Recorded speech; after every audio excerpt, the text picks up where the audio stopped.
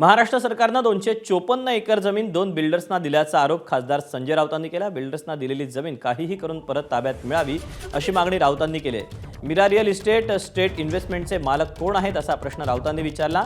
महाराष्ट्र सरकारकडे मोठमोठे निकाल वकील आहेत तरीही सरकारनं खटला हरला, सरकार मुद्दाम हरलं का असा संशय राऊतांनी व्यक्त केला आहे।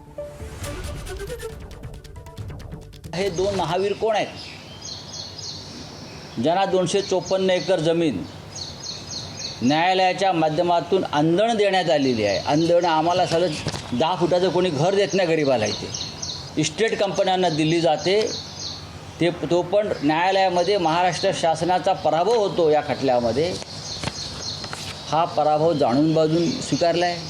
हार कोणाला तरी फायदा व्हावा म्हणून असाही लोकांच्या मनात प्रश्न निर्माण होऊ शकतो की सरकारच हरला आहे, हरवून घेतलं स्वतःला 254 एकर जमिनीसाठी।